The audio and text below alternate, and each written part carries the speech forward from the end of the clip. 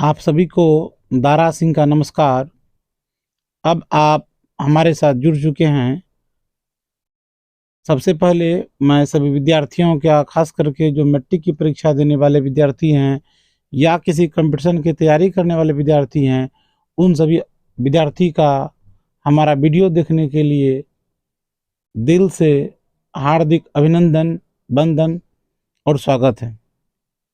आज हम बात करेंगे सामाजिक विज्ञान के विषय में कुछ महत्वपूर्ण टॉपिक के बारे में। क्लास 10 का जो सामाजिक विज्ञान है, और हम इस विषय का एक टॉप क्वेश्चनों का सिलेक्शन किए हैं जो आगामी परीक्षा के लिए बहुत ही इम्पोर्टेंट हैं। आप किसी भी कंपटीशन की तैयारी करते हैं तो वहाँ पे ये सभी कॉमन क्वेश्चन हैं। हम इस क्वेश्चनों की शुरुआत करना चाहते हैं। तो आज का हमारा पहला क्वेश्चन है, किस सिख गुरु का जन्म पटना में हुआ था? किस सिख गुरु का जन्म पटना में हुआ था? आपके पास एक लाजवाब क्वेश्चन है, किस सिख गुरु का जन्म पटना में हुआ था? इसका उत्तर आपको देना है 5वां, दूसरा, पहला या 10वां। इसका सही उत्तर क्या होना चाहिए? आप सभी जानते हैं कि भारत में कई प्रकार के धर्म पाए जाते हैं। मुख्य रूप से 8 प्रकार के धर्म हैं। उसमें से एक धर्म सिख धर्म भी है। सिख धर्म में 10 गुरु हुए हैं, और किस सिख गुरु का जन्म पटना में हुआ है, ये हमारा क्वेश्चन है। इसका सही उत्तर होगा 10वें सिख गुरु। 10वें सिख गुरु का नाम था गुरु गोविंद सिंह। इनका जन्म बिहार राज्य के पटना साहिब में हुआ था। उनके जन्म स्थान पे एक बहुत बड़ा गुरुद्वारा अभी बना हुआ है।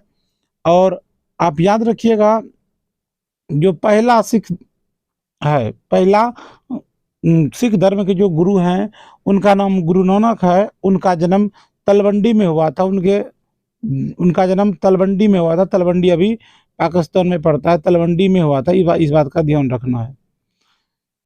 पहला सिख गुरु का जन्म कहाँ में हुआ था? तलवंडी में हुआ था, पाकिस्तान में अभी पड़ता है। और 10वां सिख गुरु का जन्म बिहार राज्य के पटना साहिब में हुआ था। अब हम आपके पास इसका जो सही आंसर हुआ, 10वां में टिक लगेगा। अब आते हैं क्वेश्चन नंबर 2 पर। क्वेश्चन नंबर 2 है, मराठा समाचार पत्र किस भाषा से संबंधित था? आपके पास एक क्वेश्चन है, आप एक क्वेश्चन पढ़ रहे हैं, मराठा समाचार पत्र किस भाषा से संबंधित था? बंगाली, हिंदी, अंग्रेजी या मराठी? मराठा समाचार पत्र सही उत्तर होगा मराठी से संबंधित है। मराठा समाचार पत्र बाल गंगाधर तिलक ने लिखा है। वो क्रांतिकारी थे, उग्र क्रांतिकारी थे। इन्होंने नारा दिया था, स्वराज हमारा जन्मसिद्ध अधिकार है और मैं इसे लेकर रहूंगा। यह किसका नारा था? बाल गंगाधर तिलक का। होम रूल आंदोलन भी बाल गंगाधर तिलक ने शुरू किया था। स्वशासन आंदोलन के नाम से भी जाना जाता है। आपसे कई प्रकार के क्वेश्चन घुमा के पूछते हैं, जैसे होम रूल आंदोलन किसने शुरू किया? बाल गंगाधर तिलक ने शुरू किया। स्वशासन आंदोलन किसने शुरू किया? बाल गंगाधर तिलक ने शुरू किया। इसके साथ में एनी बेसेंट एक महिला थी, उन्होंने भी सहयोग दिया था। तो इसका खैर इस क्वेश्चन का उत्तर हो गया। मराठा समाचार पत्र का संपादन किस भाषा में किया गया है? मराठी भाषा में किया गया। बहुत इंपॉर्टेंट क्वेश्चन है। हम जिनकी चर्चा कर रहे हैं ये सारे के सारे वीवीआई क्वेश्चन है। एकदम ध्यान से सुन लीजिए, देख लीजिए, कॉपी में लिख लीजिए। आप ध्यान से आप वीडियो का वॉल्यूम बढ़ा लीजिए। यदि आप ईयरफोन लगा के सुन रहे हैं तो ईयरफोन का जो आवाज़ है उसको आप बढ़ा लीजिए, ताकि आपको डायरेक्ट कंसंट्रेशन यहीं रखना है, कहीं इधर उधर दूसरा कोई काम अभी नहीं करना। ध्यान से वीडियो को देखा जाए। अब क्वेश्चन नंबर 3 पर आते हैं। भारत आने वाले पहले व्यापारी कौन थे? भारत आने वाले पहले व्यापारी कौन थे? हमारे आंसर बताने से पहले आप खुद अपना आंसर इसका चेक कर सकते हैं। इसका सही आंसर क्या होगा? वीडियो को आप रोक लीजिए, पॉज करके पहले आप आंसर दे दीजिए। इसके बाद हम उसका व्याख्या आपको बता रहे हैं। तो आप इसको वीडियो को रोक लीजिए और इसका आंसर दीजिए। भारत आने वाले पहले व्यापारी कौन थे? इसका सही उत्तर क्या होगा? फ्रांसीसी है, ब्रिटिश है, पुर्तगाली है, डच है। ये सभी भारत में व्यापार करने के लिए अलग अलग समय में आए थे। और आप सभी को याद है, आप सभी बहुत पहले कई बार पढ़े हैं कि भारत आने वाले पहले व्यापारी, यहाँ पे एक वर्ड है पहले व्यापारी कौन थे। इसका सही उत्तर क्या होगा? पुर्तगाली। कौन पुर्तगाली आया था? वास्को डी गामा आया था। कौन पुर्तगाली आया था? वास्को डी गामा आया था। कब आया था? 1498 ईस्वी में आया था। वास्को डी गामा समुद्री मार्ग से पुर्तगाल से 1498 ईस्वी में कालीकट बंदरगाह आया था और वहाँ के स्थानीय राजा जामोरिन ने उसका वेलकम किया था, स्वागत किया था। ये सभी वर्ड आपको याद रखना है, ये सभी शब्द याद रखना है। किसने स्वागत किया था? जामोरिन ने स्वागत किया था। कहाँ पहुंचा था? कालीकट बंदरगाह पहुंचा था। कब पहुंचा था? 1498 ईस्वी में पहुंचा था। यानी कि यूरोप से समुद्री मार्ग से भारत तक होने का समुद्री मार्ग का खोज किया था। इसी को हम लोग कहते हैं भारत का खोज। और वो भारत आने वाले पहले व्यापारी थे, पुर्तगाली थे, पुर्तगाल देश के थे, नाम था वास्को डी गामा। वो हिंद चीन आने वाले भी पहले व्यापारी ही थे। अब क्वेश्चन नंबर 4 पर आते हैं। बिहार बंगाल से कब पृथक हुआ? वीवीआई क्वेश्चन सभी एग्जाम के लिए। बिहार बंगाल से कब पृथक हुआ? इसका उत्तर आप पहले देख लीजिए। क्या इसका उत्तर होना चाहिए? 1912, 1936 है, 1935 है, 1934 है। आप अच्छे से जान रहे हैं बिहार बंगाल से कब पृथक हुआ। बिहार की स्थापना दिवस हम लोग 22 मार्च 1912 के स्थापना दिवस को मन के मना रहे हैं। 22 मार्च को हम लोग बिहार दिवस भी मनाते हैं। 22 मार्च को हमारा जल दिवस भी है। इसी प्रकार से इसका सही उत्तर क्या होगा? बिहार बंगाल से कब अलग हुआ? सही, बिल्कुल सही उत्तर होगा 1912 ईस्वी में। बिहार बंगाल से कब अलग हुआ? 1912 ईस्वी में। 1936 ईस्वी में उड़ीसा अलग हुआ था। ये 35, इसे भी ऑप्शन गलत है। क्वेश्चन नंबर 5 पर आते हैं। उत्तरी वियतनाम और दक्षिणी वियतनाम का एकीकरण कब हुआ? ये क्वेश्चन है।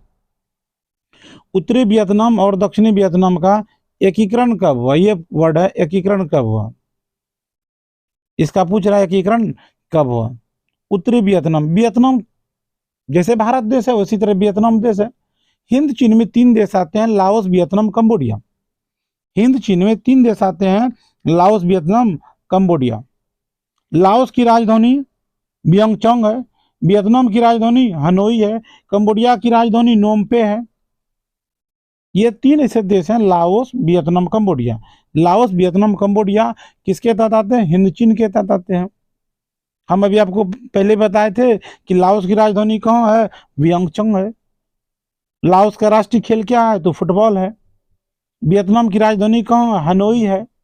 कंबोडिया की राजधानी कहाँ है? नोमपे। ये बहुत बार कई बार क्वेश्चन ट्रेंड किया, नोमपे, नाम याद रखना, नोम पेन। तो इसका आंसर क्या होगा? उत्तरी वियतनाम और दक्षिणी वियतनाम का एकीकरण कब हुआ? कब उत्तरी वियतनाम दक्षिणी वियतनाम को मिला के एक वियतनाम बनाया गया? इसका सही उत्तर डी ऑप्शन होनी चाहिए मेरे हिसाब से। उत्तरी वियतनाम और दक्षिणी वियतनाम का एकीकरण 1976 ईस्वी में हुआ था। वहाँ पे अमेरिका ने बहुत बम बरसाया था, नापाम बम गिराया था और एजेंट ऑरेंज बम गिराया था। तभी उस समय में निल्सन अमेरिका के राष्ट्रपति थे। अब क्वेश्चन नंबर 6 पर आते हैं। क्वेश्चन नंबर 6 हमारा पूछ रहा है, क्वेश्चन नंबर 6 है, दिसंबर 1929 में किस नदी पर नेहरू जी के द्वारा तिरंगा झंडा फहराया गया? बहुत बार ट्रेंड किया क्वेश्चन, वीवीआई क्वेश्चन। दिसंबर 1929 में किस नदी के तट पर नेहरू जी के द्वारा तिरंगा फहराया गया? नेहरू जी भारत के प्रथम प्रधानमंत्री थे, स्वतंत्र भारत के पहले प्रधानमंत्री थे और आजादी के पूर्व 1929 ईस्वी में, आजादी के पूर्व 1929 ईस्वी में रावी नदी के तट पे उन्होंने झंडा फहराया था। वो कांग्रेस के भी अध्यक्ष बने थे और रावी नदी के तट पे झंडा फहराया था। आपको ये याद रखना है। रावी नदी फिलहाल आपका पाकिस्तान में पड़ जाता है। क्वेश्चन नंबर 7 बहुत वीवीआई क्वेश्चन है। क्वेश्चन इस प्रकार से है कि क्रांतिकारी नेता सूर्यसेन का उपनाम क्या था? इसमें से आपसे पूछता है लाल बाल पाल। नाम बहुत सुने होंगे, फेमस नाम है लाल बाल और पाल। लाल बाल और पाल, ये 3 क्रांतिकारी नेता थे। बाल का मतलब है बाल गंगाधर तिलक, बाल का मतलब है बाल गंगाधर तिलक, लाल का मतलब है लाला लाजपत राय और पाल का मतलब बिपिन चंद्र पाल। ये तीनों कैसे नेता थे? क्रांतिकारी नेता थे, उग्र क्रांतिकारी नेता थे, गरम दल के नेता थे। बाल गंगाधर तिलक, लाला लाजपत राय और बिपिन चंद्र पाल। उसी प्रकार से क्रांतिकारी नेता थे सूर्यसेन। यहाँ पे क्वेश्चन ये पूछ रहा है कि सूर्यसेन का उपनाम क्या था? सूर्यसेन को हम लोग मास्टर दा कहते थे। लोकनायक किसे कहते थे? जयप्रकाश नारायण को कहते थे। संपूर्ण क्रांति का नारा दिया था। पटना के गांधी मैदान को अपने भाषणों से ये छात्र नेता कहलाते थे। लाखों लोग गांधी मैदान को फुल कर दिए थे। सरदार वल्लभ भाई पटेल के नाम से जाना जाता है, आजाद चंद्रशेखर आजाद के नाम से जाना जाता है। लेकिन ये सभी ऑप्शन गलत हैं। सही उत्तर क्या होगा? मास्टर दा। आपको याद रखना है सूर्यसेन का उपनाम क्या था? सूर्यसेन का उपनाम क्या था? मास्टर दा नाम था। अगला क्वेश्चन पे हम आते हैं। अगला क्वेश्चन है राष्ट्रीय जलमार्ग एक क्या है? इस क्वेश्चन का जवाब दिया जाए। आप वीडियो को रोक लीजिए और इसका उत्तर सोच लीजिए। राष्ट्रीय जलमार्ग क्या है? सदिया से धुबरी तक, इलाहाबाद से हल्दिया तक, कोल्लम से कोट्टापुरम तक, इनमें से कोई नहीं। ये राष्ट्रीय जलमार्ग के बारे में पूछता है। जिस प्रकार से एक राज्य को दूसरे राज्य से जोड़ने के लिए सड़क मार्ग बनाया गया है, जैसे हम लोग बिहार का सबसे फेमस सड़क, सबसे लंबी सड़क NH-31 है। NH-31 बिहार की सबसे लंबी सड़क है। बिहार का सबसे लंबी सड़क है NH-31। उसी प्रकार से पानी में एक जगह से दूसरे जगह जाने के लिए, पानी में एक जगह से दूसरे जगह जाने के लिए जलमार्ग बनाया गया है। इसे हम लोग किस नाम से जानते हैं? राष्ट्रीय जलमार्ग के नाम से। तो आपको याद रखना है सदिया से धुबरी। कहाँ? सदिया से धुबरी जो है कहाँ से कहाँ? यह जो है आपका ब्रह्मपुत्र नदी पर बनाया गया है। कौन नदी पर?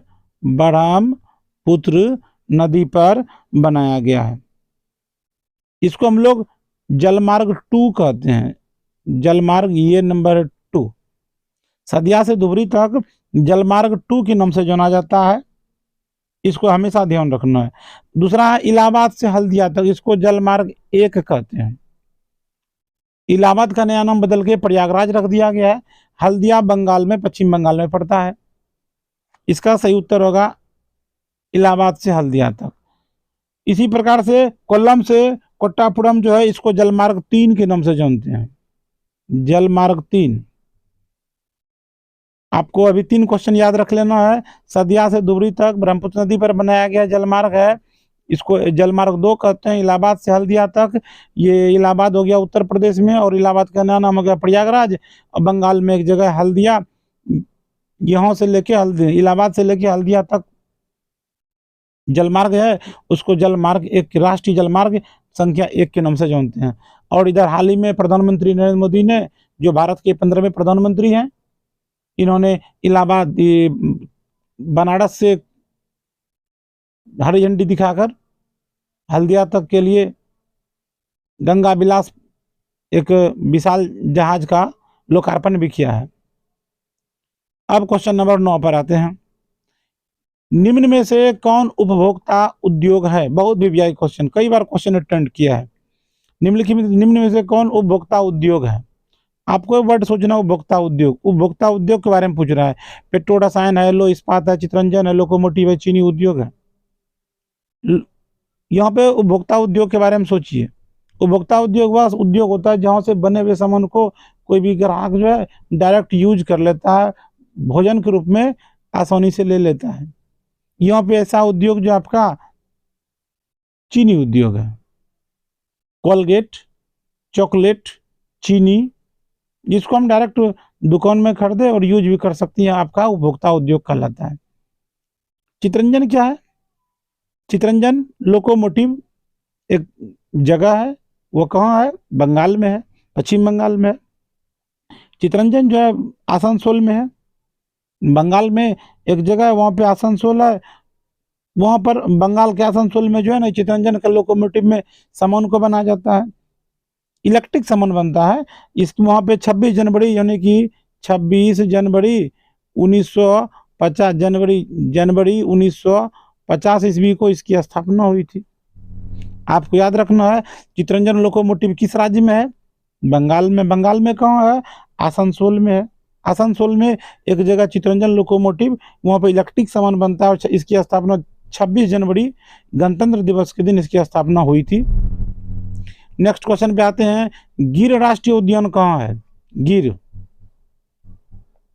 हम आपको इशारा कर देते हैं, वीडियो आप रोक के उसका आंसर सोच लीजिए। वो हमारे प्रधानमंत्री वहीं से आते हैं, उनका जन्म स्थान भी वहीं है।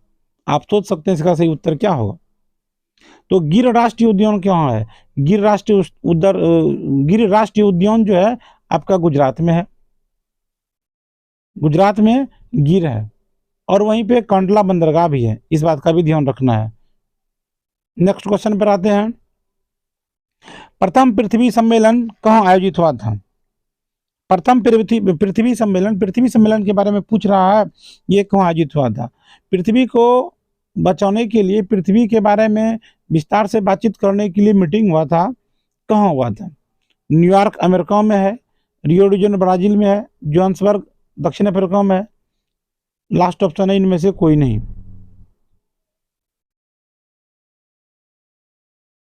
तो इसका सही उत्तर क्या होना चाहिए? प्रथम पृथ्वी सम्मेलन कहाँ, प्रथम पृथ्वी सम्मेलन कहाँ आयोजित हुआ? इसका उत्तर होगा रियो डी जेनेरो में। कब हुआ था? याद रखना 1992 ईस्वी में। प्रथम पृथ्वी सम्मेलन कब हुआ था? 1992 ईस्वी में।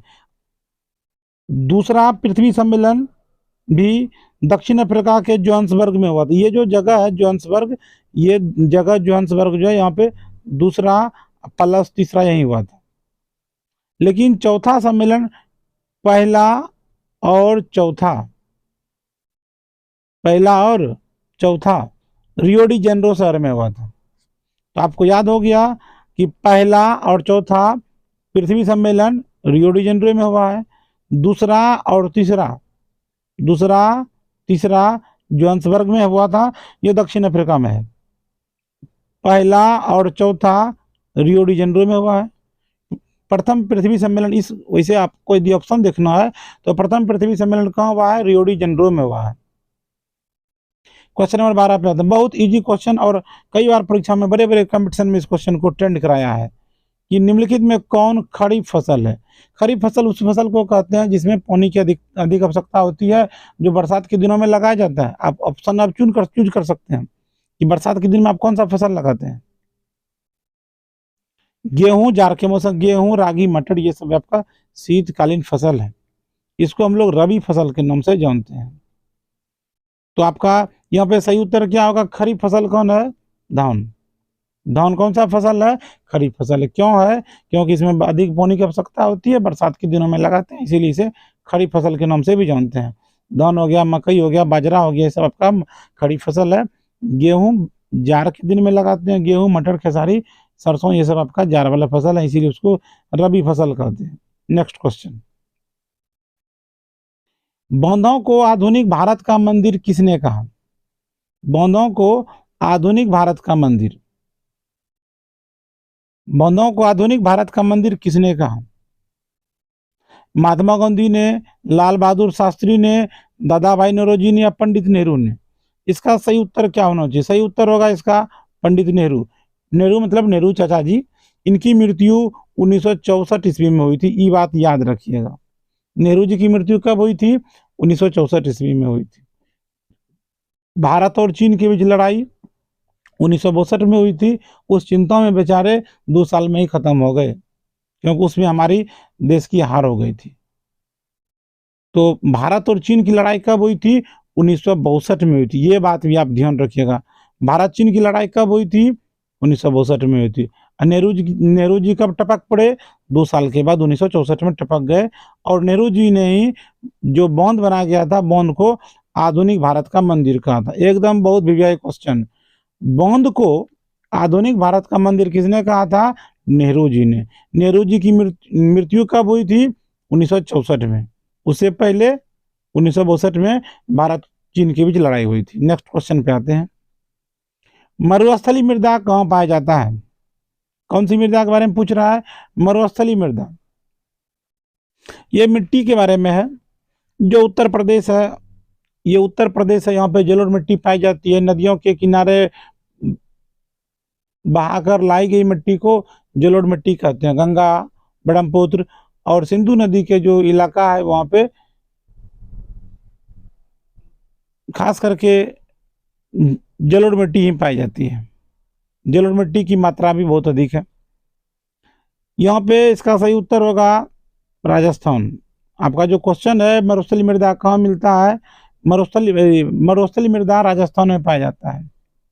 वहाँ बलुई मिट्टी मिलती है, उनके कण मोटे होते हैं। जैसे कि आप कहीं नदी के किनारे में जब जाते होंगे देखते होंगे कि जो बालू वाले कण होते हैं वो मोटे मोटे कण होते हैं, उसमें पानी गिराते हैं तो पानी आसानी से सोख लेता है।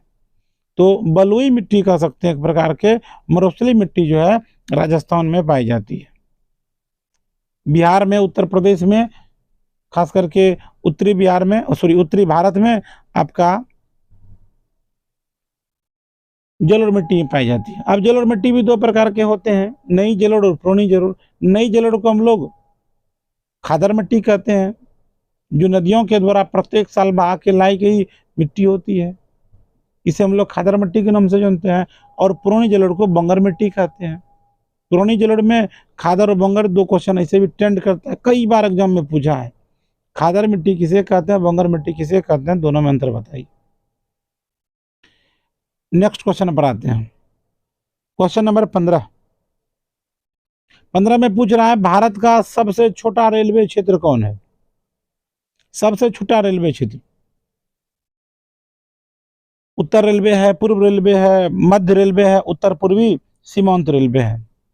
आपका जो क्वेश्चन पूछ रहा है सबसे छोटा रेलवे क्षेत्र पूछ रहा है, यानी कि कौन सा जोन जो है वो रेलवे का सबसे छोटा जोन है।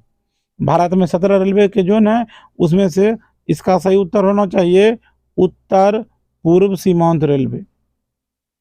क्योंकि ये जो है ना आपका आंध्र प्रदेश में, हम एपी लिख रहे हैं उसके बदले में, आंध्र प्रदेश में एक गंटूर जिला है, गंटूर गमनस्वाट दुर्गुकार, आंध्र प्रदेश में एक गंटूर जिला है। वहीं पर एक स्टेशन है पेनुमरू, वो भारत का सबसे छोटा रेलवे स्टेशन है और उत्तर पूर्वी सीमांत रेलवे के तहत आता है। पेनुमरू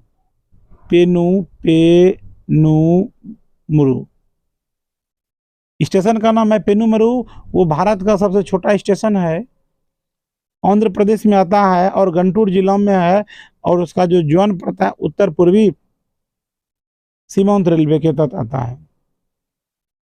तो आपको याद रखना है भारत का सबसे छोटा रेलवे कौन है। तो भारत का सबसे छोटा रेलवे स्टेशन का नाम है पेरुमरू। किस जिला में है, गंटूर जिला में। कहाँ में है, आंध्र प्रदेश में है। इस प्रकार से इसका 15 नंबर का जो सही आंसर होगा, ये 15 नंबर का सही आंसर डी होगा। नेक्स्ट क्वेश्चन पे आते हैं।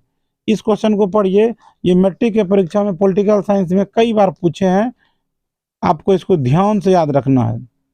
क्वेश्चन ये है कि भारत निम्न में से कौन लोकतंत्र का प्राण है। बहुत भी क्वेश्चन, लोकतंत्र का प्राण किसे कहते हैं। लोकतंत्र का प्राण, यहाँ पे सरकार है, न्यायपालिका, राजनीतिक दल, व्यवस्थापिका कहते हैं। सही उत्तर होगा इसका राजनीतिक दल। राजनीतिक दल को लोकतंत्र का प्राण कहते हैं। राजनीतिक दल को लोकतंत्र का प्राण कहते हैं। आप जानते हैं कि भारत में बहुदलीय व्यवस्था चलती है, यहाँ कई प्रकार के राजनीतिक दलों को मान्यता मिली हुई है। भारत में बहुदलीय व्यवस्था चल रही है, याद रखना, बहुदलीय।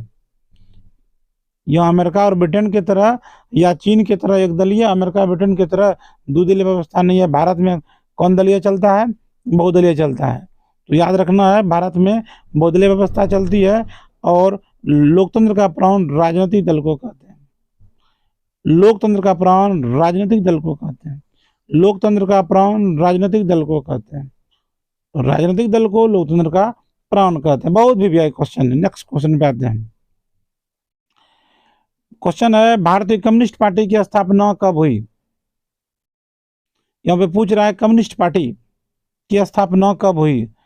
ऑप्शन यदि देखा जाए तो इसका ऑप्शन में नजर आता है 1925 है, 1964 है, 1984 है और 1980 है। तो आपसे यहाँ पूछा जा रहा है कि कम्युनिस्ट पार्टी की स्थापना कब हुई। अभी हम कुछ देर पहले चर्चा किए थे, भारत में राजनीतिक दल कई प्रकार के हैं। भारत में कई प्रकार के राजनीतिक दल हैं, जिसमें से एक पार्टी का नाम है भारतीय कम्युनिस्ट पार्टी। तो आप यदि ध्यान दीजिएगा तो जो कांग्रेस पार्टी है उसका स्थापना 1885 ईस्वी में हुआ था, एओ ने किया था। और उसके जो अध्यक्ष थे डब्ल्यू.सी. बनर्जी थे। हम थोड़ा सा चर्चा करना चाह रहे हैं सभी पार्टियों के बारे में।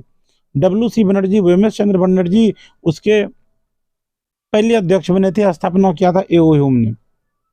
कब हुई थी? 1885 ईस्वी को। तारीख याद रखिएगा, 28 दिसंबर को। 28 दिसंबर को 1885 को कांग्रेस पार्टी की स्थापना हुई थी। डब्ल्यू.सी. बनर्जी उसके अध्यक्ष एओ ने किया था। उसी प्रकार से भाजपा का आप नाम बहुत अच्छे से, आज पूरे भारत में भाजपा की सरकार बन रही है। तो भाजपा की स्थापना 1980 ईस्वी में हुआ था। बहुत बार, कई बार बिहार पुलिस के एग्जाम में पूछा है, भाजपा भारतीय जनता पार्टी की स्थापना कब हुई थी? 1980 ईस्वी में हुई थी। अटल बिहारी वाजपेयी और अडवाणी जी ने मिलकर किया था। 1980 ईस्वी में भाजपा पार्टी की स्थापना की थी। इसी प्रकार से बहुजन समाजवादी पार्टी बसपा, बहुजन समाजवादी पार्टी का स्थापना 1984 में काशीराम ने किया था। 1984 में काशीराम एक दलित नेता थे, उन्होंने ही इसका किया था। यदि अगले हम इस क्वेश्चन की बात करें, भारतीय कम्युनिस्ट पार्टी की स्थापना कब हुई थी? तब होगा 1925 ईस्वी में। कांग्रेस के बाद यही सबसे पुरानी पार्टी है। अभी मैंने भी बताया कि 1885 में कांग्रेस बना था, लेकिन इसका जो स्थापना काल है 1925 ईस्वी है। और इसके जो पहले अध्यक्ष थे मानवेंद्र नाथ राय नाम के एक व्यक्ति थे, जिन्होंने इस पार्टी की स्थापना किया था, भारतीय कम्युनिस्ट पार्टी की स्थापना किया था।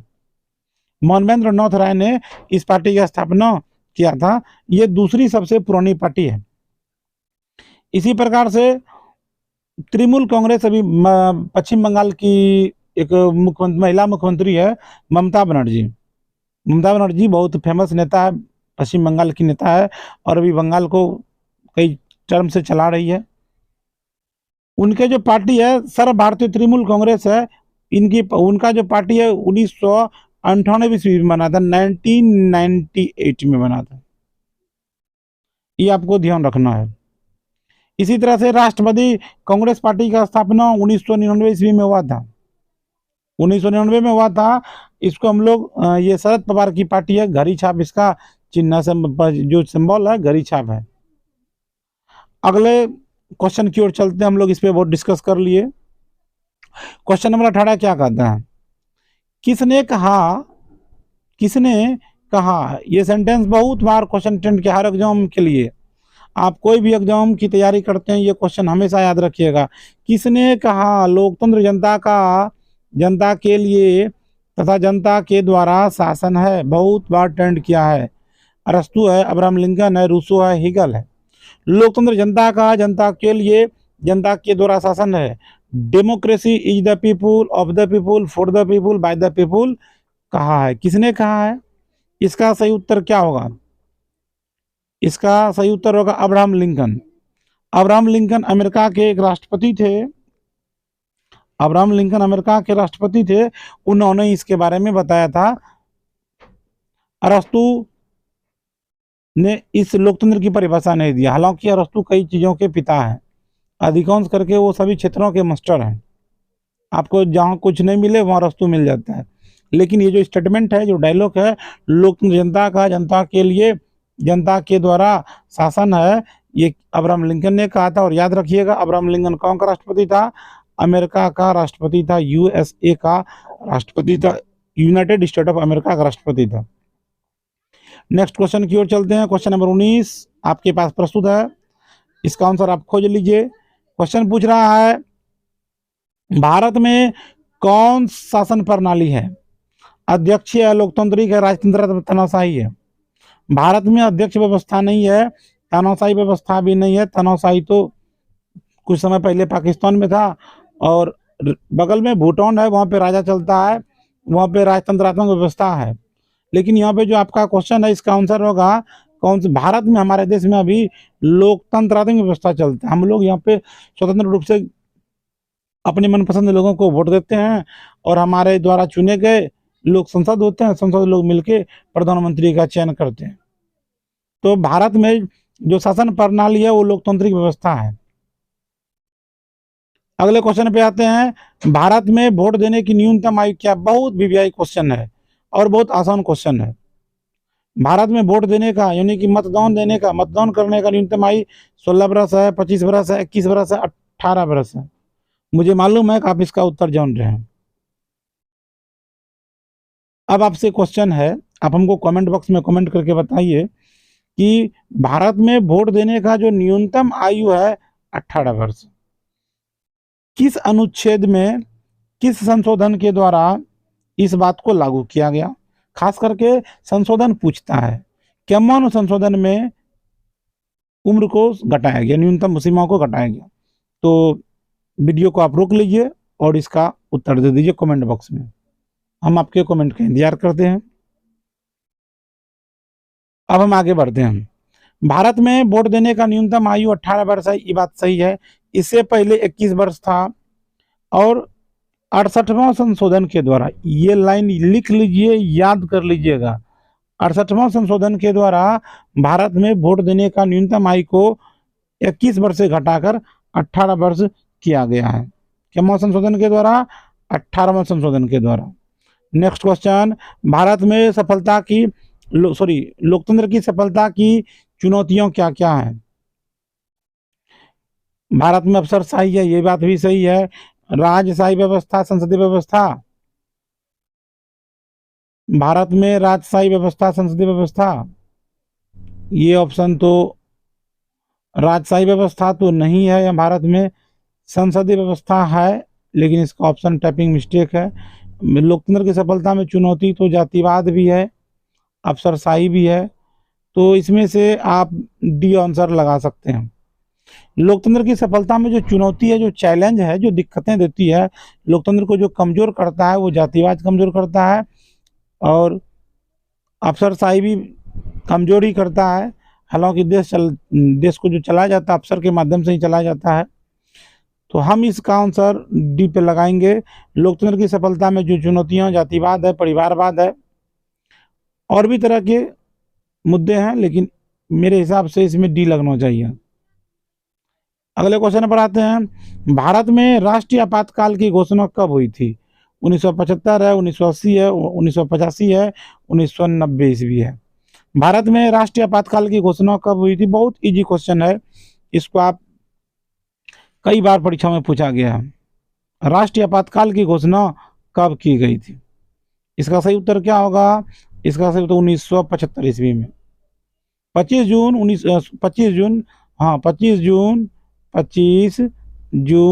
1975 ईस्वी को राष्ट्रीय आपातकाल की घोषणा हुई थी। तभी इंदिरा गांधी भारत की प्रधानमंत्री थी। 18 महीनों के लिए उन्होंने आपातकाल लगाया था। हालांकि वो एक लोकतांत्रिक व्यवस्था के लिए बहुत ही गलत था। तत्कालीन परिस्थिति चाहे जो भी रहा हो, उन्होंने एक आपातकाल लगाया था। याद रखना आपको, 25 जून 1975 ईस्वी को। क्वेश्चन नंबर 23 पे आते हैं, सुनामी प्रभावित क्षेत्र में मकानों का निर्माण कहाँ करना चाहिए? क्वेश्चन पूछ रहा है, जो सुनामी वाले इलाके हैं वहाँ पे मकानों का निर्माण कहाँ करना चाहिए? सागर तट के निकट में, मैंग्रोव वन में, या सागर तट से दूर, इनमें से कोई नहीं। तो सुनामी वाला इलाका, सुनामी आता कहाँ में? आप हमको कमेंट करके बताइए सुनामी क्या है और सुनामी कहाँ आता है। तत्काल हम इसका आंसर बताते हैं। सुनामी प्रभावित क्षेत्र में मकानों का निर्माण कहाँ करना चाहिए? सागर तट के निकट नहीं करना चाहिए, जहाँ सुनामी जो आता है आपका समुद्र में आता है। जब समुद्र में हलचल होने लगती है, पानी में कंपन होने लगता है, पानी ऊपर नीचे फेंकने लगता है, इसी को हम लोग सुनामी कहते हैं। मैंग्रोव वन में ये बात भी सही है कि मैंग्रोव वन समुद्र के किनारे लगाए जाते हैं, ये बहुत जरूरी है। इसका सही उत्तर होगा सागर तट से दूर बनाना चाहिए। क्वेश्चन नंबर 24 पर आते हैं। इससे पहले हमारे वीडियो को जो विद्यार्थी देख रहे हैं वो हमारे चैनल को सब्सक्राइब करें, लाइक बटन दबाइए, अपने मनपसंद क्वेश्चन और कमेंट कीजिए। यदि आपको कोई जानना हो, कुछ भी पूछना हो, तो आप हमसे कमेंट करके किसी वीडियो में कमेंट कर दीजिए। आपके कमेंट का हम स्वागत करते हैं और हम आपके कमेंट का जवाब देने का भरसक प्रयास करेंगे। 99% चांस मैं आपके कमेंट का जवाब दे ही दूंगा। आप सभी अच्छे विद्यार्थी हैं, आप ध्यान लगा के देखते हैं, इतनी देर से ध्यान से देख रहे हैं, इसका मतलब आप बहुत सीरियस विद्यार्थी हैं। आपको कुछ अच्छा हासिल करना है, इसीलिए आप हमारे चैनल को सब्सक्राइब कीजिए, लाइक कीजिए और शेयर करके अपने दोस्तों को बताइए। अपने विभिन्न व्हाट्सएप ग्रुप में भी डाल दीजिए, फेसबुक पे, व्हाट्सएप पे, इंस्टाग्राम पे जाओ, हमारे इस लिंक को शेयर कीजिए। तो यही हमारी पूंजी होगी। आप हमारे साथ जुड़े हुए हैं, यह बहुत बड़ी बात है। तो आप शेयर करना ना भूलें, सब्सक्राइब कर ही लीजिए। अब अगला क्वेश्चन पे आते हैं। क्वेश्चन है कि समाजवादी अर्थव्यवस्था का क्या गुण है? समाजवादी अर्थव्यवस्था का क्या गुण है? समाजवादी व्यवस्था क्या व्यवस्था को यदि ध्यान से देखा जाए तो कई प्रकार के हैं। व्यवस्था क्या है कि कुछ व्यवस्था ऐसा होता है जैसे अमेरिका हो गया, कनाडा हो गया, जहाँ पे पूंजीवादी व्यवस्था, वहाँ पे निजी लाभ के लिए हर चीज़ प्राइवेट किया गया है, यानी कि वो पूंजीपति के द्वारा, पूंजीपति वर्ग के द्वारा चलाया जाता है, तो वहाँ पे निजी लाभ है। मूल्य तंत्र, सामाजिक कल्याण की बात जो है ना, समाजवादी अर्थव्यवस्था में किया जाता है। आपका जो क्वेश्चन है समाजवादी अर्थव्यवस्था का क्या गुण होगा, तो उत्तर क्या होगा? सामाजिक कल्याण होगा। समाज हमारा जो लोकतंत्र बनाया गया, जो सरकारें बनाई गई, लोकतांत्रिक सरकार जो बनाई गई है, जनता के द्वारा चुने गए वोटों के माध्यम से जो सरकार बनती है, या लोकतंत्र को मजबूत करने के लिए, देश को आगे बढ़ाने के लिए किया जाता है। और अधिक से अधिक बहुमत के आधार पर जन कल्याण के लिए जो निर्णय लिए जाते हैं, यही लोकतंत्र का मूल उद्देश्य है। सबको आगे बढ़ाने में, देश को मजबूत करने में जो प्रक्रिया है, ये आपका समाज कल्याण के साथ साथ देश हित में। यहाँ पे जो ऑप्शन है समाजवादी अर्थव्यवस्था, इसका सही उत्तर होगा सामाजिक कल्याण। क्वेश्चन नंबर 25 पर आते हैं। विकसित देशों की आय में वृद्धि के लिए किस पद का प्रयोग किया जाता है? विकसित देशों में आय में वृद्धि के लिए किस पद का प्रयोग किया जाता है? किस देशों में? विकसित देशों में। जैसे विकसित देशों में हो गया चीन, अमेरिका, ये सब आपका विकसित देशों की श्रेणी में आता है।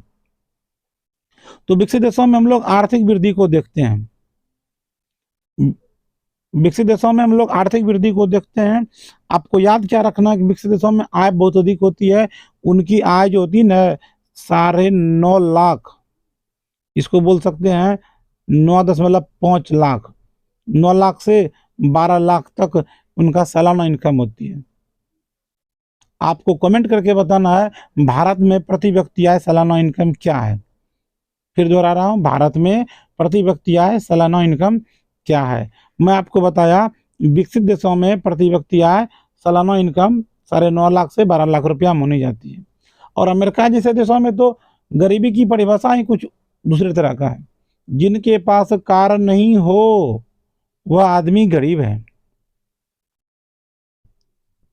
तो विकसित देशों में हम लोग 25 नंबर का सही उत्तर इसका बी नंबर होगा, आर्थिक वृद्धि। विकसित देशों में वृद्धि के लिए हम लोग किस पद का प्रयोग करते हैं? आर्थिक वृद्धि के लिए। विकसित देश विकासशील देश और गरीब देश होते हैं। तो भारत एक विकासशील देश है, अमेरिका, कनाडा, जापान, चीन, ये सब आपका विकसित देश है, और भूटान एक गरीब देश है। अगले क्वेश्चन पर आते हैं। निम्न में से कौन प्लास्टिक मुद्रा है? सिक्का है, चैन है, एटीएम, डेबिट कार्ड है। प्लास्टिक मुद्रा, यह वर्ड पूछ रहा है, इसका सही उत्तर होगा डेबिट कार्ड।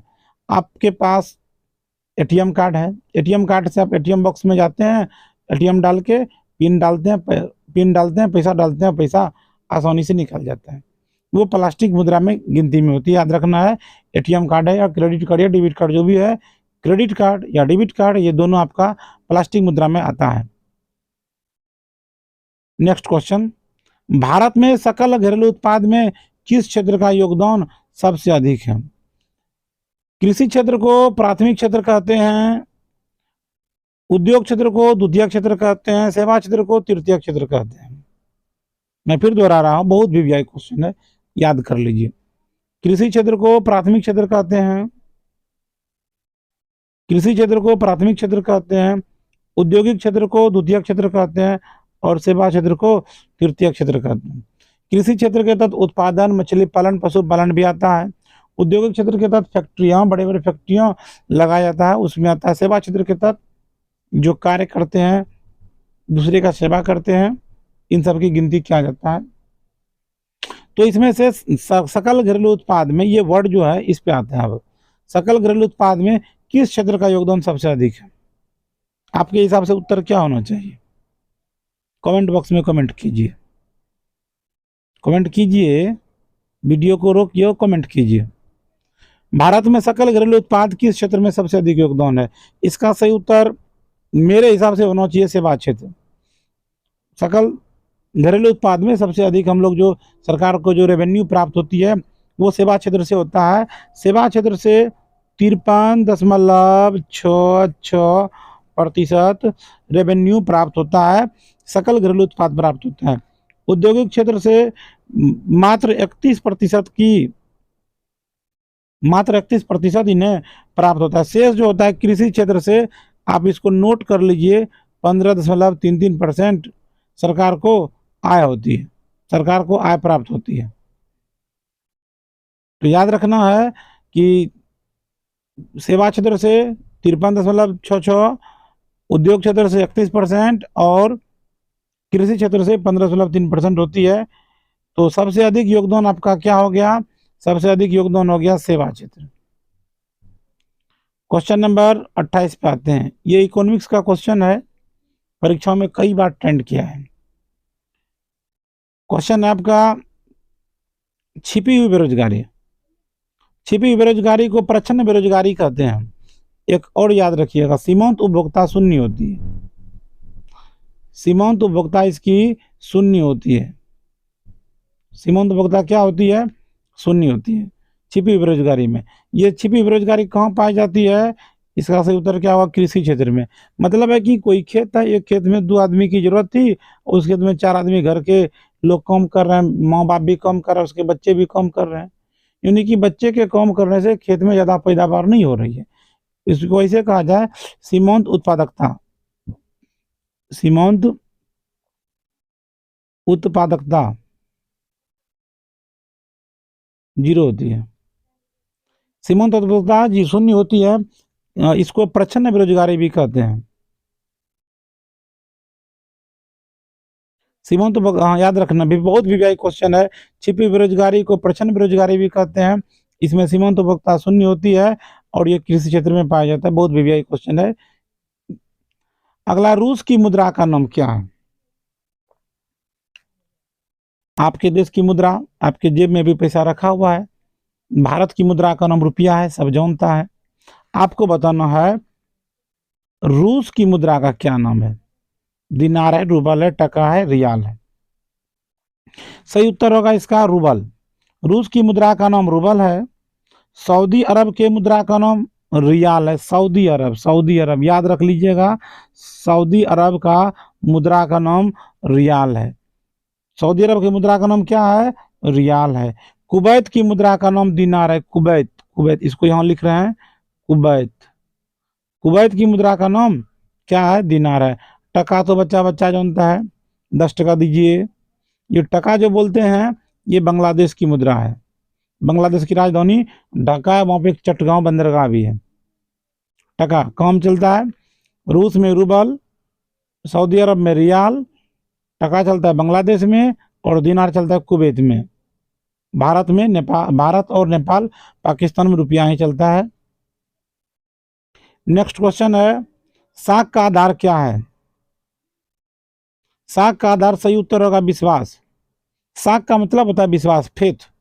आप किसी को कर्ज देते हैं या किसी से कर्ज लेते हैं, आपके विश्वास के आधार पर ही आपको कोई आदमी कर्ज देता है अथवा नहीं देता है। यदि आपका साख खराब है तो आपको कर्ज नहीं मिलता है। तो आपको याद रखना है साख का आधार क्या है? विश्वास है। कभी भी किसी के साथ भी अपना साख खराब मत कीजिए, यदि जिंदगी में दोबारा लाभ लेना है, कम लेना है तो। 32 नंबर पे आते हैं। 32 नंबर में पूछ रहा है कि वस्तु और सेवा को उपयोग में कौन, वस्तु और सेवा को अपने उपयोग के लिए कौन खरीदता है? वस्तुओं और सेवा दोनों को अपने उपयोग के लिए कौन खरीदता है? इसका सही उत्तर होगा उपभोक्ता। उपभोक्ता, उत्पादक तो वस्तु का उत्पादन करता है, सही होगा उपभोक्ता। उपभोक्ता जो है वस्तु और सेवा दोनों को खरीदता है। बहुत आसान क्वेश्चन है, कई बार ट्रेंड किया है। वायु परिवहन, हालांकि अभी मोदी के राज में तो सब राष्ट्रीयकरण से जो है ना प्राइवेटाइजेशन हो चुका है, निजीकरण हो चुका है, लेकिन आपका एक क्वेश्चन ऐसा है कि वायु परिवहन का राष्ट्रीयकरण कब किया गया? वायु परिवहन का राष्ट्रीयकरण कब किया गया? तो पहले वायु परिवहन की शुरुआत जो हुई थी, ये जान लेते हैं, 1911 ईस्वी में हुई थी। वायु परिवहन की शुरुआत कब हुई थी? 1911 ईस्वी में हुई थी। और उस परिवहन को नेहरू जी के काल में सरकारी बना दिया गया, राष्ट्रीयकरण किया गया था 1953 ईस्वी में। वायु परिवहन का सरकारीकरण, राष्ट्रीयकरण कब हुआ था? 1953 ईस्वी में। किसके काल में? नेहरू जी के कार्यकाल में उन्होंने वायु परिवहन को प्राइवेट से सरकारी बनाया था। और हमारे मोदी जी सरकारी से प्राइवेट बनाने में माहिर है। अगला क्वेश्चन पे हम लोग चलते हैं। एक चीज और हमको याद आया, 1911 में वायु परिवहन को क्या कहते हैं, वायु परिवहन की जो शुरुआत हुई थी वो 1911 ईस्वी में हुई थी।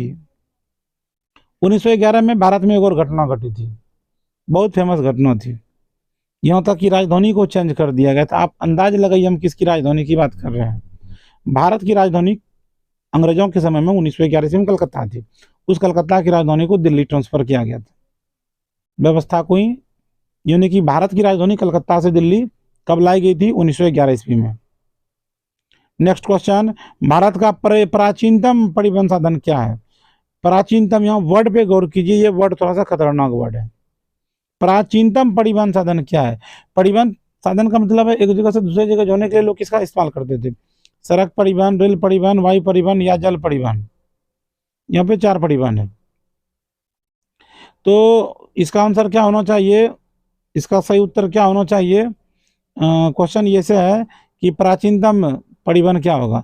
इसका सही उत्तर होगा मेरे हिसाब से सड़क परिवहन, क्योंकि रेल परिवहन की शुरुआत तो डलहौजी ने किया था भारत में 16 अप्रैल 1853 ईस्वी को। हम आपको कई बार बताया, रेल, सड़क और हड़प नीति, डलहौजी की एक नीति रेल, सड़क और हड़प नीति। डलहौजी ने सड़क का विस्तार किया था, रेलगाड़ी को भी लाया था और डाक व्यवस्था को भी मजबूत किया था। डलहौजी की एक नीति, रेल, सड़क और हड़प नीति। हड़प नीति को लागू करने वाला डलहौजी ही था। तो वायु परिवहन तो भारत में 1911 ईस्वी में शुरू हुआ था, 1911 ईस्वी में शुरू हुआ था। रेल परिवहन 1853 को शुरू हुआ था। तो जल परिवहन जब नाव न ही बना था तो लोग किससे जाते थे? सड़क परिवहन से जाते थे। याद रखना है कि इसका मेरे हिसाब से सही उत्तर होना चाहिए, विश्व का सबसे प्राचीनतम परिवहन साधन सड़क परिवहन है। नेक्स्ट क्वेश्चन, मार्मुगांव बंदरगाह कहाँ में है? मार्मुगांव बंदरगाह, यह बंदरगाह के बारे में पहले आप, जो हमारे विद्यार्थी बच्चे नए हैं उनके लिए मैं बता रहा हूं, आप लोग जान रहे हैं बंदरगाह क्या है। यदि आपसे पूछा जाए बंदरगाह क्या है तो इसका क्या उत्तर लिखिएगा? बंदरगाह समुद्र के किनारे वह जगह होता है जहां बड़े बड़े समुद्री जहाज किनारे लगते हैं, सामानों को लोड किया जाता है या अनलोड किया जाता है, बड़े बड़े वाहनों को लोड अनलोड दोनों किया जाता है, ऐसे जगह को बंदरगाह कहते हैं। भारत में जो नेशनल लेवल के बंदरगाह है उनकी कुल संख्या 13 है। तो उसी 13 में से एक बंदरगाह मार्मुगांव बंदरगाह है। इसको मार्मुगांव बंदरगाह के नाम से भी जानते हैं। आप जब भारत का नक्शा देखते होंगे तो इस प्रकार से भारत का नक्शा बनता है। यहाँ पे श्रीलंका है। अब गौर कीजिए, ये वाला ये जो किनारा है ये पश्चिमी किनारा है और ये वाला किनारा पूर्वी किनारा। रंग चेंज कर देते हैं। इसके रंग को हम थोड़ा ब्लू कर देते हैं। ये वाला किनारा पश्चिमी किनारा है और ये वाला किनारा पूर्वी किनारा है। तो इस साइड में 5 राज्य हैं, इस साइड में 4 राज्य हैं। पश्चिमी घाट में 5 राज्य हैं, पूर्वी घाट में 4 राज्य हैं। अब कौन कौन से राज्य हैं आप याद पार लीजिए, अपने अपने राज्य लीजिए। इन राज्यों को कौन कौन से राज्य हैं? पूर्वी घाट में 4 राज्य हैं, पश्चिमी घाट में 5 राज्य हैं और अलग अलग जगह पे अलग अलग बंदरगाह भी है। हम बंदरगाह की बात कर रहे हैं, ये बंदरगाह है कहाँ पे? मारबो बंदरगाह। आपको याद क्या रखना है? नंबर 1 में याद रखना कंडला। कंडला बंदरगाह कहाँ में? कंडला गुजरात में है। ये वाला इलाका पोर्शन पड़ता है। यदि भारत का नक्शा देखिएगा तो यहाँ पे गुजरात पड़ता है। गुजरात में कंडला बंदरगाह है। उसके बाद नीचे में थोड़ा सा नीचे बम्बई है। बम्बई महाराष्ट्र में पड़ता है। जो ये वाला क्वेश्चन है मरमुगांव, इसको हम लोग क्या बोलते हैं? मोरमुगांव बंदरगाह, टाइपिंग मिस्टेक है। मरमुगांव बंदरगाह हमसे हम जानते हैं ये गोवा में है। इनमें से इसका सही उत्तर होगा इनमें से कोई नहीं। तो और थोड़ा बात कर लेते हैं कर्नाटक। कर्नाटक में भी बंदरगाह है, लेकिन वहाँ पे कर्नाटक में जो बंदरगाह है बंगलोर, मंगलोर, वेल्लोर, तो वहाँ पे मंगलोर बंदरगाह है। सब एक ही जैसा वर्ड है, मंगलोर, बंगलोर, वेल्लोर। तो मंगलोर बंदरगाह कहाँ में है? कर्नाटक में है। तमिलनाडु में तूतीकोरिन है। तमिलनाडु में कौन कोरिन है? तूतीकोरिन है। आंध्र प्रदेश में विशाखापत्तनम बंदरगाह है। नेक्स्ट क्वेश्चन, अभी हम चर्चा किए थे कुछ देर पहले कंडला। कंडला विशेष आर्थिक क्षेत्र कहाँ में है? इसका सही उत्तर क्या होगा? कंडला कहाँ में है? गुजरात में है। आपका हम बहुत समय ले लिए, अब थोड़ा सा स्पीड बढ़ाते हैं। कहलगांव तापीय विद्युत परियोजना कहाँ में है? कहलगांव बहुत फेमस क्वेश्चन है, खास करके हमारे बिहार के बच्चों के लिए तो बहुत आसान क्वेश्चन है। ये कहलगांव कहाँ में है? तो कहलगांव कहाँ? भागलपुर में है। मंदारिल कहाँ में है? तो मुंगेर में है। मंदारिल कहाँ में है? मुंगेर में है। और सूर्य का मंदिर कहाँ में है? औरंगाबाद में है। नेक्स्ट क्वेश्चन, क्वेश्चन है कि जालबेरिन क्या थी? जालबेरिन व्यापारियों से संबंधित है।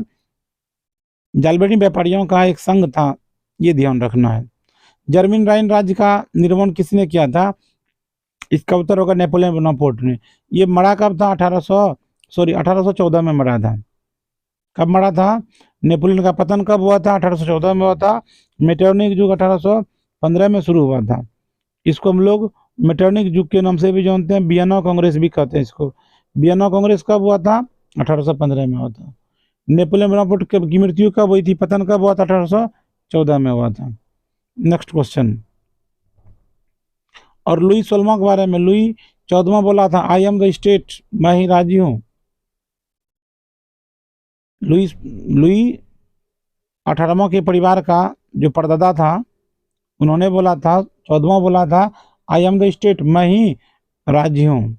My statement is God, my statement is God, मेरा कथन ही भगवान है। नेक्स्ट क्वेश्चन है, अभी तुरंत हमने बताया वियना कांग्रेस, वियना सम्मेलन, वियना कांग्रेस, कांग्रेस का मतलब था सम्मेलन। वियना कांग्रेस या वियना सम्मेलन कब हुआ था? इसका सही उत्तर क्या होगा? तो 1815 में होगा।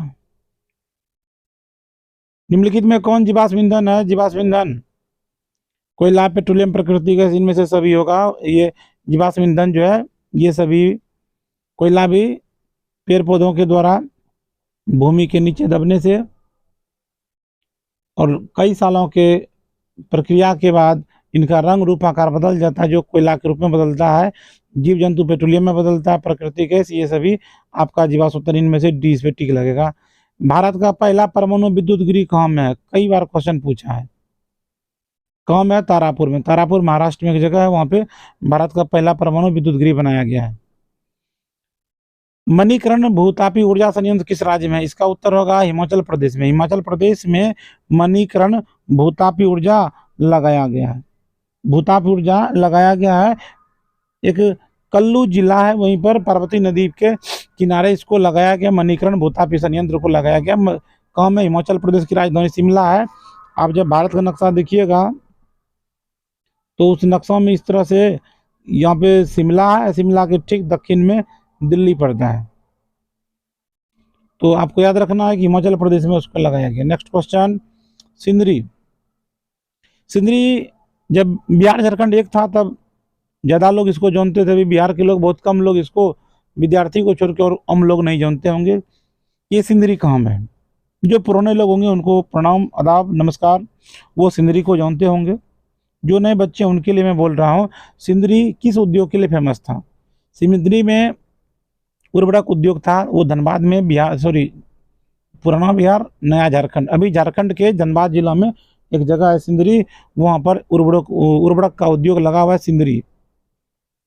उर्वरक जैसे बरौनी में तेल शोधक कारखाना है, एनटीपीसी है, उर्वरक कारखाना, उसी प्रकार से जैसे आपका बरौनी उसी तरह से सिंदरी एक जगह है। एशिया में सबसे पुराना रेलवे का वर्कशॉप क्या है? ये एनसीईआरटी बुक का क्वेश्चन है। Railway, Jamalpur railway workshop Asia का सबसे पुराना है। अभी मैंने कुछ देर पहले बताया था चितरंजन लोकोमोटिव पहले कहाँ पे है? बंगाल में, आसनसोल में है, चितरंजन जगह पे। नेक्स्ट क्वेश्चन, सिलिकॉन शहर के नाम से कौन जाना जाता है? बेंगलोर, बेंगलोर, वेल्लोर। बेंगलोर उसका उत्तर होगा, बेंगलोर। बेंगलोर को कौन शहर कहते हैं? सिलिकॉन सिटी कहते हैं। मंदार हिल कहाँ में है? मंदार हिल कहाँ में होगा? सही उत्तर क्या होगा? बांका में होगा। सासाराम का विकास किस युग में हुआ? मध्य युग में हुआ है सासाराम का विकास। पटना का विकास प्राचीन युग में हुआ है। इटली के एकीकरण में किसका योगदान था? इटली में मेजनी भी था, गेरिबाल्डी भी था, काउंट काबूर बताए। इसका सही उत्तर क्या होगा? डी होगा। इटली के एकीकरण में मेजनी, गेरिबाल्डी पेशे से नाविक था, गेरिबाल्डी पेशे से नाविक था। विक्टर इमैनुअल ने काउंट काबूर को प्रधानमंत्री बनाया था।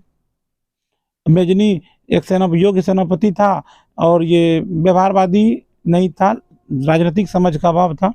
आदर्श गुण अधिक थे लेकिन राजनीतिक समझ का, ये तीनों आदमी इटली के थे। ये तीनों का योगदान था इटली के एकीकरण में। भारत में रुपया का नोट को, 1 रुपया का नोट कौन जारी करता है? वित्त विभाग। बाकी सबको आरबीआई, रिजर्व। आपको बताना आरबीआई का पूरा नाम क्या है, जेब से पैसा नहीं निकालना है। तो भारत में 1 रुपया का नोट कौन जारी करता है? आपको याद रखना, 1 रुपया का नोट जारी करता है वित्त विभाग। शेष कौन जारी करता है? भारतीय reserve bank of India, RBI का फुल फॉर्म होता है। आप हमको कमेंट करके बताइए आरबीआई की स्थापना कब हुई थी।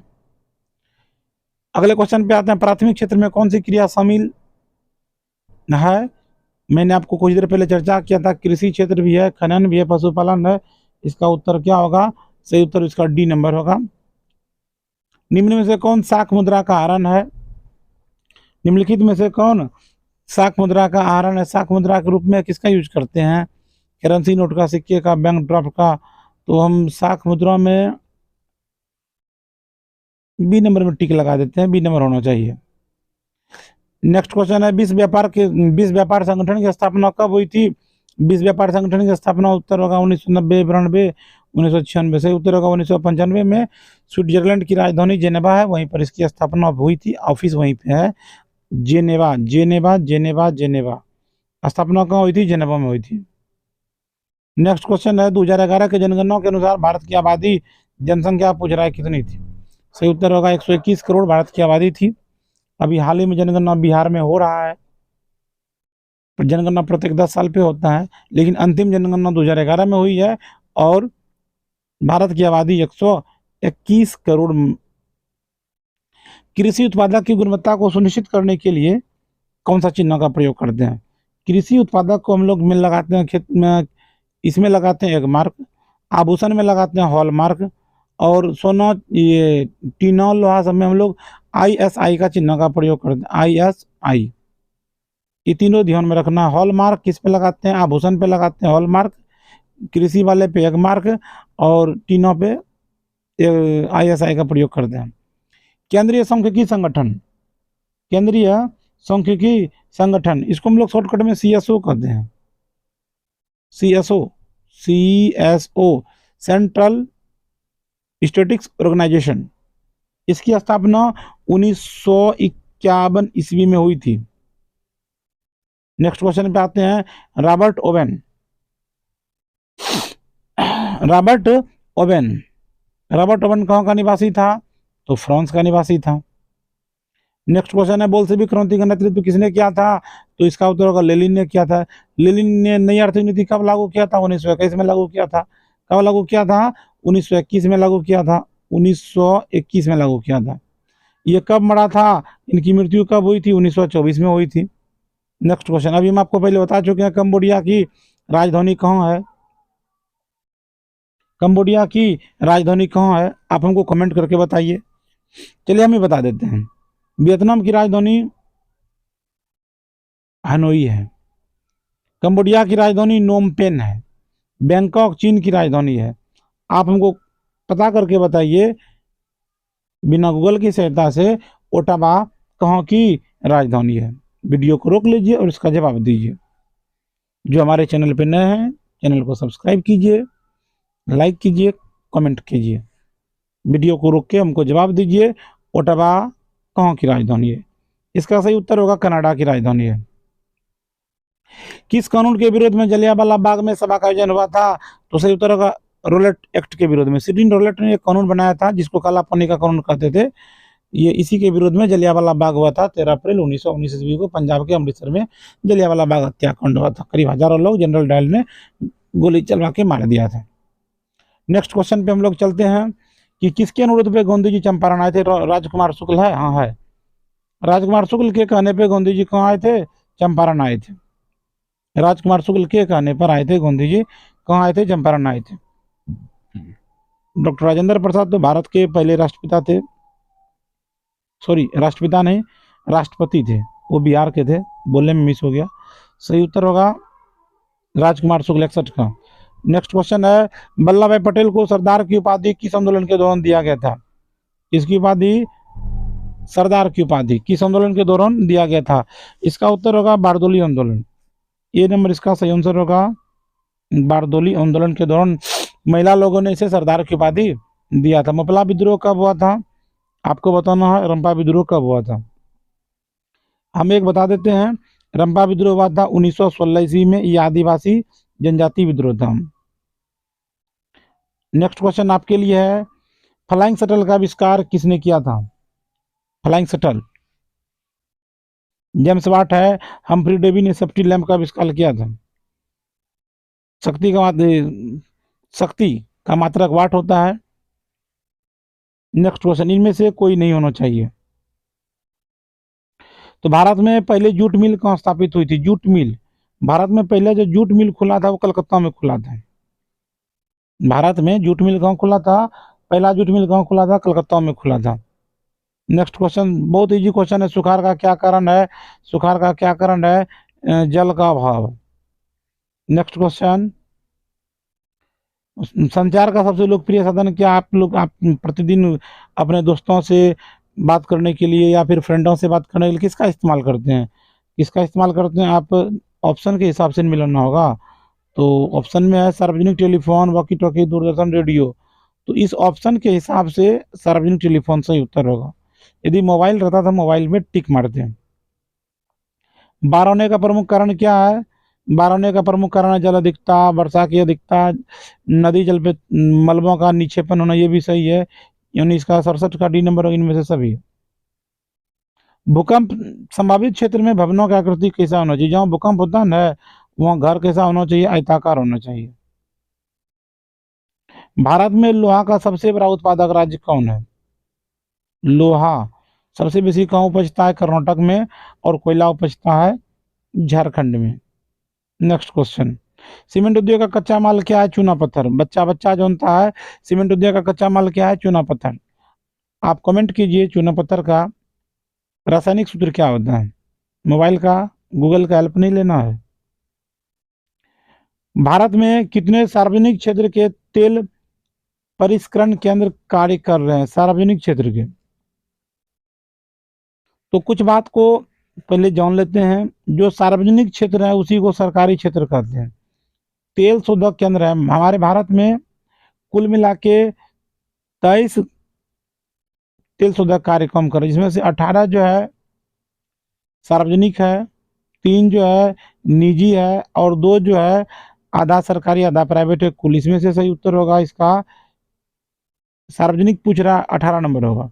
यदि पूछता कुल कितने क्षेत्र कार्य कर रहे हैं तब होता 13 नंबर, और प्राइवेट निजी कितने हैं 3 को, और अर्ध सरकारी कितने हैं जो पीपीपी मॉडल पे काम करते हैं वो 2 होगा इसका उत्तर। हीराकुंड नदी कहाँ में है? हीराकुंड परियोजना किस नदी पर है? हीराकुंड परियोजना जो है गंगा दामोदर, हीराकुंड परियोजना टाइपिंग मिस्टेक है, इसमें से कोई नहीं होगा। हीराकुंड जो है महानदी पर है, महानदी पर याद रखना है। हीराकुंड परियोजना देश का सबसे लंबा बांध हीराकुंड बांध है और वो महानदी उड़ीसा में है। महानदी पर बनाया गया है। ये चारों ऑप्शन गलत लिखा गया है, एक ऑप्शन सही होना चाहिए था। हीराकुंड परियोजना कहाँ में? महानदी पर है। दक्षिण अफ्रीका के पहले अश्वेत राष्ट्रपति कौन थे? एनामुला, जनरल पिकासो, नेल्सन मंडेला, यही होगा। नेल्सन मंडेला कई सालों तक जेल में रहे थे। दक्षिण अफ्रीका के वो अश्वेत राष्ट्रपति बने थे नेल्सन मंडेला। जितना सम्मान हम लोग गांधी जी को देते हैं उतना ही सम्मान नेल्सन मंडेला को दक्षिण अफ्रीका में मिलता है। श्रीलंका कब आजाद हुआ था? भारत की आज़ादी के 6-7 महीनों के बाद 1948 में। क्या तारीख को? 4 जनवरी को। हमारे गांव में मेला लगता है, 4 जनवरी को मूर्ति बसाते हैं, उसी दिन उसका स्थापना दिवस झंडा फहराता है। श्रीलंका कब आजाद हुआ था? 4 जनवरी 1948 ईस्वी को। समता पार्टी का विलय किस पार्टी में हुआ था? समता पार्टी का विलय जदयू में हुआ था, जिसको अभी नीतीश कुमार का पार्टी का नाम है जेडीयू। जेडीयू। समता पार्टी का विलय किस में हुआ था? जदयू में हुआ था। हमने आपको बताया था कि बहुजन समाजवादी पार्टी की स्थापना कब हुई थी? 1984 ईस्वी में हुई थी, कौशीराम ने किया था। भाजपा के बारे में बताए थे। नेक्स्ट क्वेश्चन पे आते हैं 76 नंबर पे। निम्न में से कौन सा नगर निगम का आय का स्रोत नहीं है? मकान कर लेता है, ये आयकर नहीं लेता, आयकर सरकार लेता है। आयकर सरकार लेता है, जो सरकारी कर्मचारी काम करते हैं उनसे इनकम टैक्स लेता है, और जिनकी आय बहुत अधिक है प्राइवेट लोगों से भी, उनसे भी आय कर लेता है। लेकिन ये नगर निगम वाला टैक्स नहीं लेता है। जल कर लेता है, शौचालय कर लेता है। यहाँ पे पूछ रहा है कौन स्रोत नहीं है? निम्न में से कौन नगर निगम का आय का स्रोत नहीं? उत्तर क्या होगा? इसमें बी नंबर लगेगा, याद रखना है। आयकर नगर निगम का स्रोत नहीं है। Next question. निम्न में से कौन पंचायत की व्यवस्थापिका सभा है? व्यवस्थापिका सभा को ग्राम सभा कहते हैं। ये प्रत्येक साल में कम से कम 4 बार बैठक होती है। नेक्स्ट क्वेश्चन है, राज्यपाल की नियुक्ति कौन करता है? सरकार के सलाह पर राज्यपाल की नियुक्ति राष्ट्रपति करते हैं। नेक्स्ट क्वेश्चन है, स्थानीय स्वशासन राज्य के नीति निर्देशक सिद्धांतों का किस अनुच्छेद में? इसका उत्तर होगा 40, अनुच्छेद 40 नंबर पे है। ग्राम कचहरी में मुकदमे सुलझाए जाते हैं, दीवानी मामले भी आते हैं, फौजदारी भी आते हैं, और जो साधारण मामले होते हैं वो दोनों मामले, दीवानी मामले 10,000 रुपये तक दोनों। जैसे सही उत्तर होगा सी नंबर। ये दोनों मामले देखते हैं। ग्राम कचहरी में मुकदमे सुलझाए जाते हैं कौन से? ए और बी दोनों, दीवानी और फौजदारी मामले। मुद्रण का आविष्कार सबसे पहले कहाँ हुआ? प्रिंटिंग का आविष्कार पूछ रहा है, प्रिंटिंग का आविष्कार कहाँ हुआ? तो इसमें से कागज का खोज कहाँ हुआ था? चीन में हुआ था। कागज का खोज कहाँ हुआ था? चीन में हुआ था। कागज का खोज कहाँ हुआ था? चीन में हुआ था सबसे पहले। कलम का भी खोज वहीं चीन में हुआ था। कहाँ हुआ था? चीन में हुआ था। लेकिन प्रिंटिंग चीजों का आविष्कार सबसे पहले, यहाँ भी एक ऑप्शन डी ऑप्शन छूट गया है, उसका आंसर होगा जर्मनी।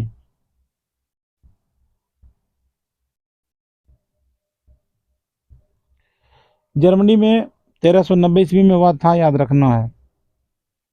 किसने किया था? गुटेनबर्ग नाम का एक आदमी था, गुटेनबर्ग ने किया था। विश्व का पहला पेपर मिल, क्वेश्चन है, विश्व का पहला पेपर मिल की स्थापना हुई थी? पेपर मिल पहला कहाँ में हुआ था? जर्मनी में हुआ था। और जो उसमें छपा था पहला पुस्तक जो था, वो पुस्तक का नाम बाइबिल था। निम्नलिखित में से किसे सीमांत गांधी कहा जाता है? बहुत वीवीआई क्वेश्चन, हर एग्जाम में इसको टेंड करता है। इसका उत्तर होगा खान अब्दुल गफ्फार खान। यह पहला विदेशी है जिसे भारत का सर्वोच्च पुरस्कार दिया गया था, भारत रत्न दिया गया था। ये संसद नहीं भी थे, लेकिन फिर भी इनका भाषण हमारे संसद में चला था। इसे सीमांत गांधी कहते हैं। जितना हमारे देश में जो काम गांधी जी ने हमारे देश में किया था पाकिस्तान की तरफ से, ये खान अब्दुल गफ्फार खान साहब थे। इसको एक नया नाम दिया गया सीमोंत गांधी। कौन तापीय परियोजना बिहार में है? काटी, मुजफ्फरपुर में, नवीनगर भी बिहार में ही है, कहलगांव, इनमें से सही उत्तर इसका होगा। एल्युमिनियम किस खनिज से बना जाता है? Aluminium aluminium aluminium aluminium bauxite से बनता है। बॉक्साइट का सूत्र आप कमेंट कीजिए।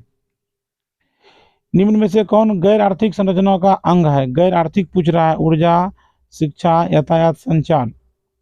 गैर आर्थिक आधारभूत संरचना, सही उत्तर होना चाहिए मेरे हिसाब से शिक्षा होना चाहिए। आधारभूत संरचनाओं के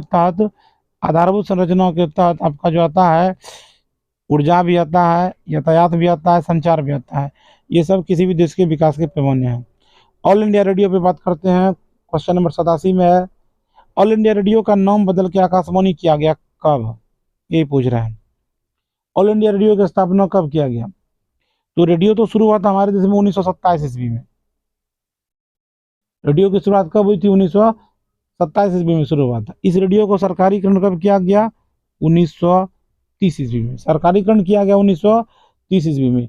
इंडियन ब्रॉडकास्टिंग कॉरपोरेशन के नाम से जाना जाता था, लेकिन इसका नाम आकाशवाणी कब किया गया? 1957 ईस्वी में। तीनों याद रखना है। भारत में रेडियो कब चालू हुआ? 1927 में। रेडियो का सरकारीकरण कब हुआ? 1930 में। ऑल इंडिया रेडियो का नाम बदल के आकाशवाणी कब किया गया? 1957 में। आप हमको कमेंट कीजिए, रेडियो का खोज किसने किया? गूगल का हेल्प नहीं लेना है। नंदा देवी राष्ट्रीय उद्यान कहाँ है? Next question. यदि आप चाहते हैं कि आपका अच्छे से सिलेक्शन हो, आप अच्छा रिजल्ट बनावें, तो आपको यह वीडियो पूरा देखना होगा। अब वीडियो के लास्ट की ओर 100 क्वेश्चन पे हम लोग इसको समाप्त कर देंगे। नंदा देवी राष्ट्रीय उद्यान कहाँ है? नंदा देवी का होगा उत्तराखंड। उत्तराखंड की राजधानी देहरादून है। उत्तराखंड। और झारखंड में कौन सा राष्ट्रीय उद्यान है? बिहार का राष्ट्रीय उद्यान बता सकते हैं? नेक्स्ट क्वेश्चन, मनरेगा की शुरुआत कब हुई थी? मनरेगा की शुरुआत हुई थी 2 फरवरी 2006 ईस्वी को। 200 जिलों से शुरू किया था, जो देश के पिछड़े जिले थे। कब हुई थी? 2 फरवरी 2006 को। क्वेश्चन नंबर 90 में है, ब्रेटलैंड किससे संबंधित है? ब्रेटलैंड किससे संबंधित है? उत्तर होगा सतत विकास से। ये संयुक्त राष्ट्र संघ की तरफ से एक प्रस्ताव आया था, ब्रेटलैंड का जो विकास है पूरे देश में, सबका विकास हो, लगातार विकास हो, इसके बारे में बात करने के लिए सतत विकास आया था। नेक्स्ट क्वेश्चन है, प्रथम राष्ट्रीय मानव विकास रिपोर्ट किस प्रधानमंत्री काल में जारी हुआ था? इंदिरा गांधी, राजीव गांधी, विश्व प्रताप सिंह। मेरे हिसाब से होना चाहिए विश्व प्रताप सिंह, क्योंकि प्रथम राष्ट्रीय मानव रिपोर्ट जो है, प्रथम राष्ट्रीय मानव रिपोर्ट, यह रिपोर्ट 1990 में जारी हुआ था। कब जारी हुआ था? 1990 में। 1990 में प्रधानमंत्री कौन थे? राजीव गांधी नहीं थे, इंदिरा गांधी भी नहीं था। सही उत्तर होगा विश्वनाथ प्रताप सिंह उस समय भारत के प्रधानमंत्री थे।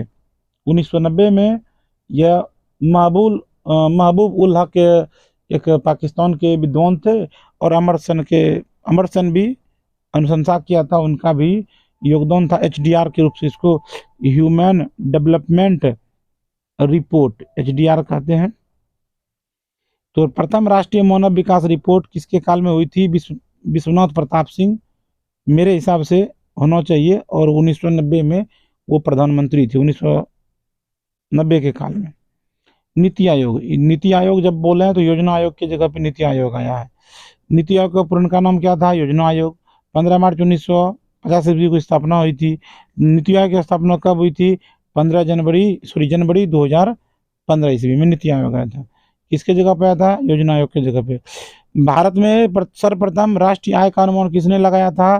राष्ट्रप्रमुख दादा भाई नौरोजी ने लगाया था। दादा भाई नौरोजी ने इसका अनुमान लगाया था राष्ट्रीय आय का। इसे विवृद्ध नेता भी कहते हैं। नौरोजी साहब को विवृद्ध नेता भी कहते हैं। कांग्रेस पार्टी की स्थापना में इसका बहुत बड़ा हाथ था। ग्रामीण बैंक के स्थापना कौन थे? प्रोफेसर मोहम्मद यूनुस ने ग्रामीण बैंक की स्थापना। बिहार में अति जल दोहन से किस तत्व का संरक्षण बढ़ा है? आर्सेनिक तत्व का संरक्षण बढ़ा है। चिपको आंदोलन के प्रवर्तक कौन थे? ये सुंदरलाल बहुगुणा है, कैलाश सत्यार्थी। इसको तो ये तो अभी जिंदा है। कैलाश सत्यार्थी को शांति का नोबेल पुरस्कार मिला है। विनोबा भावे तो दान लेके जो दलित थे, पिछड़े थे, उनको दान देते थे। इसमें सही उत्तर होगा सुंदरलाल बहुगुणा। मेधा पाटेकर भी, ये तो मध्य प्रदेश में नर्मदा नदी संबंधित है। तो चिपको आंदोलन का उत्तर क्या होगा? सुंदरलाल बहुगुणा। ये बेचारा हाल ही में कोरोना में एक्सपायर कर गए हैं। निम्न में कौन अणु अनवीनकरणीय संसाधन है? अनवीनकरणीय पूछ रहा है। अनवीनकरणीय यानी कि जीवाश्म ईंधन जो है आपका अनवीनकरणीय संसाधन है। सौर ऊर्जा नवीनकरणीय है, जल ऊर्जा नवीनकरणीय है, पवन ऊर्जा नवीनकरणीय है। तो इसका जो उत्तर होगा अनवीनकरणीय में होगा जीवाश्म ईंधन। नेक्स्ट क्वेश्चन क्या है कि भारत में प्रथम जल संयंत्र कहाँ लगाया गया था? भारत में पहला जल विद्युत संयंत्र कहाँ लगाया गया था? इसका उत्तर होगा दार्जिलिंग। दार्जिलिंग बंगाल में पड़ता है। दार्जिलिंग की चाय पूरे विश्व में सबसे अधिक मिलती है, अच्छी मानी जाती है दार्जिलिंग की चाय। कभी मिलोगे, चाय पिलाओगे तो अपने जो गेस्ट हैं उनको कभी दार्जिलिंग वाली चाय पिलाइए, वो बहुत खुश होंगे। विश्व में सबसे अच्छी चाय दार्जिलिंग की चाय मानी जाती है। दार्जिलिंग की घाटी में चाय मिलता है, चाय की खेती होती है, वहाँ पे श्रीनुमा खेती होती है, और वहीं पर पहला जल विद्युत संयंत्र की स्थापना हुई थी दार्जिलिंग में। 1800 कब हुई थी? 97 ईस्वी में हुई थी।